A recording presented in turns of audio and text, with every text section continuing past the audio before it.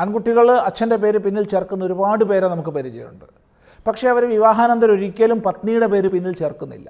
പെൺകുട്ടിയാവട്ടെ അച്ഛൻ്റെ പേര് ചേർത്തു, എന്നാൽ മരണം വരെ അച്ഛൻ തന്നെയല്ലേ, ആ അച്ഛൻ്റെ പേര് തന്നെയല്ലേ നിലനിർത്തേണ്ടത്. ഭർത്താവിനെ ഡിവോഴ്സ് ചെയ്യാം, വേറൊരു ഭർത്താവിനെ സ്വീകരിക്കാം. പത്നിയെ ഡിവോഴ്സ് ചെയ്യാം, വേറൊരു പത്നിയെ സ്വീകരിക്കാം. പക്ഷേ അച്ഛനെ മാറ്റാൻ പറ്റുമോ? അമ്മയെ മാറ്റാൻ പറ്റുമോ? ഇത് വളരെ വിചിത്രമാണ്. താത്പര്യം നമുക്ക് എന്തിനോട് എങ്കിലും ഒന്ന് ഒട്ടിച്ചേർന്ന് നിന്ന് ഞാൻ അതിൻ്റെതാണ് എന്നൊരു കെയർ ഓഫ് പറയാൻ നമുക്ക് വലിയ താത്പര്യമാണ്. അവിടെയാണ് ചോദ്യം, കസ്യത്വം, നീ ആരുടേതാണ്? ഞാൻ ഇന്ന ആളുടേതാണെന്ന് നീ പറയുന്നവരൊക്കെ എല്ലാ കാലവും നിന്നെ സ്വീകരിച്ചു കൊണ്ടുണ്ടാവുമോ? അവർ നിന്നെ തള്ളി പറയുമോ? ചിന്തിക്കേണ്ട വിഷയമാണ്. ഒരാൾ പ്രസിദ്ധനായിരിക്കുന്ന കാലത്തോളം നൂറുകണക്കിന് പേര് പറയാനുണ്ടാവും, അയാൾ എൻ്റെ ബന്ധുവാണ്, അയാൾ എൻ്റെ ഇന്ന ആളാണ് എന്നൊക്കെ.